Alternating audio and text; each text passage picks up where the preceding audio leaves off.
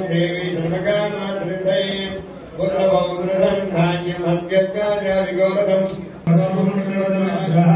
सोमङ्गलस्य सोमिनोमर्चं ददातु सोमिनी न क्रोधो न च माते भवन्ते कृतपुण्यानां भक्तानां श्रीसोक्तं जवेत्सरायं तुदेवावदिवो अभ्रस्य विद्युतः तु सर्वबीजान्यवब्रह्मद्युषो जहि पत्नी मन्महस्ते पद्माने भक्तदायकाक्षीं भक्तिहीनं गणाधिपा यत्पूजितं मया देव परिपूर्णमृतस्ते अनया ध्यानावाहन षोडशोपचारपूजया महागणासुप्रीणादो हेत्फलं परमेश्वरार्पणमस्तु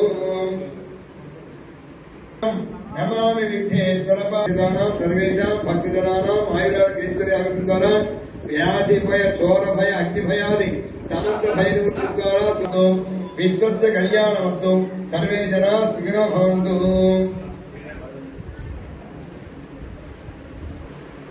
येन बद्धो बलिराजा दानवेन्द्रो महाबलः तेन त्वां जलमाचलान् आसूतवक्त्रं शुभङ्गणं वाविनायकरक्षाविदृक्वेङ्गणं लक्ष्मीवेङ्गणं येन बद्धो बलिराजा दानवेन्द्रो महाबलः तेन त्वां जलमाचलान् वक्रतुण्ड महाकाय कोटिसूर्यप्रभान् निर्विघ्नं कुरु मे देव सर्वकार्येषु सर्वदा वनमाली गतीशारङ्गी शङ्कीर्षेशनन्दगी.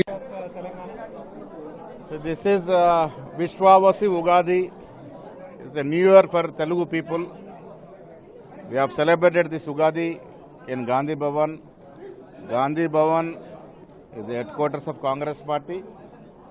It's a temple for the poor people. The Congress Party, which had come to power in 2023, is implementing development and welfare schemes as per the wishes of common man in Telangana. And this Ugadi, I hope and pray God to give all strength to the common man. Thank you. మరిన్ని trending వీడియోల కోసం news 18 Telugu YouTube channel ను subscribe చేసుకోండి.